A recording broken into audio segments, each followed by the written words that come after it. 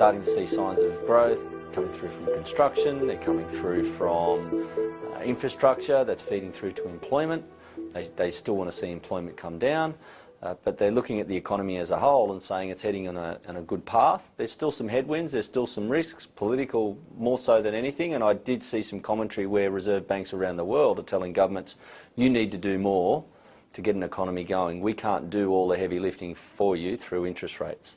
So that might be a signal from the Reserve Bank saying, hey, we're doing our part here, we've got it going, what are you going to do to continue in the right direction?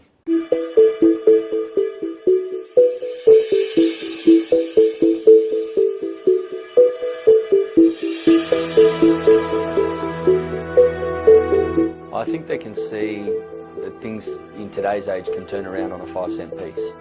In previous times, when technology wasn't as pervasive as it is today, information took a long time to flow, and economies moved accordingly. But today, information flows very, very freely, instantaneously, and any sort of negativity can throw markets into turmoil.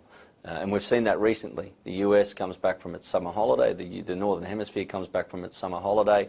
In the first few weeks, there's a lot of volatility and markets have been taken for a ride, and that's simply because there's not a lot of positive news. There's not a lot of negative news, but people come back from holidays and say, well, it's not heading in the direction we thought it was heading or is growing as fast as it should. Hence, we've seen some markets come off, and all that volatility is simply due to the availability and the speed of information today. And we've recorded our 25th year of economic growth. That's a long time without a recession. It's a wonderful record. People probably look at that and say we have to be due for one sooner or later, but with the right levers being pulled, we can still navigate quite well. But I think that volatility is going to continue for the foreseeable future.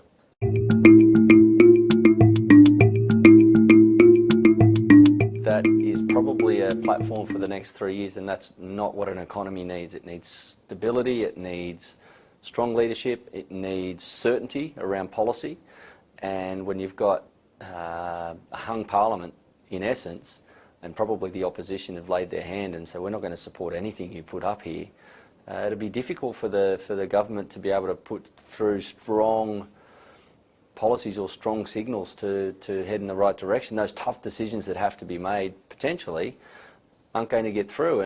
The tough decisions could have been had maybe 6 years ago. Here we are today, and we're 6 years on and nothing's really been achieved, and potentially could sit here in 3 years and nothing major has still been achieved, other than political fighting and agendas being put forward.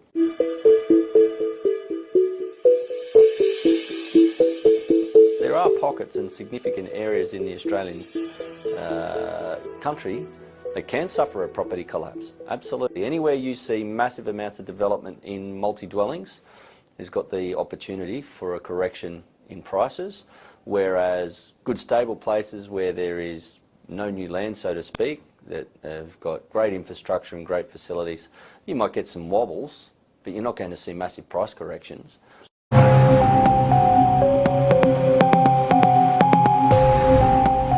Really good analogy is Canada. Now, I'm not too sure how their political system works, but in Vancouver, British Columbia, their state, for example, imposed a tax of 15% on foreign buyers. And overnight, effectively, the level of luxury properties or multi-dwellings declined by 65%.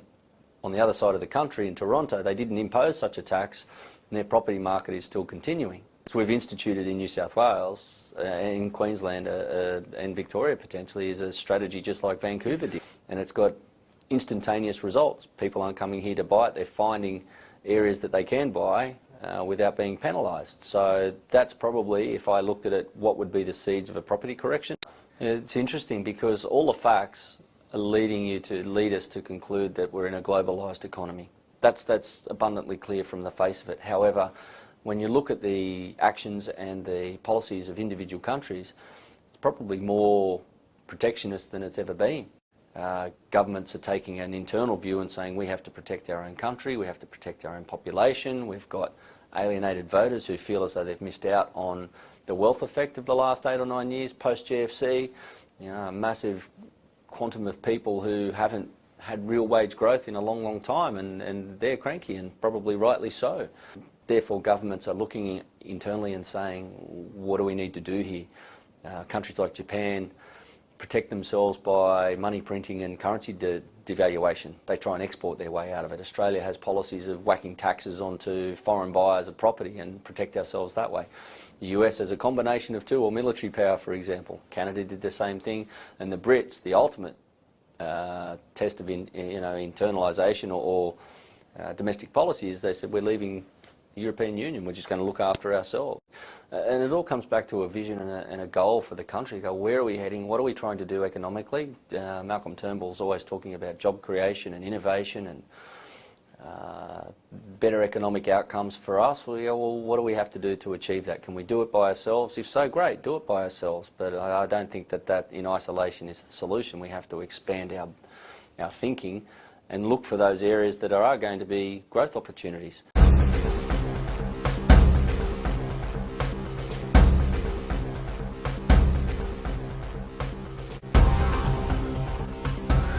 One of our biggest trading partners, and that's unfortunately the situation that we're in. Most of our goods and services, particularly natural resources, heads to China. And if they're making threats like that, whether they deliver on them or not, I don't think you would really want to be in a position to call their bluff. And that's the geopolitical system that we live in. It's everybody's intertwined, so we've got to be respectful of our neighbours, our trading partners, but also our interests as well. And it's a very difficult process, international diplomacy there. I wouldn't want to be doing that for quids.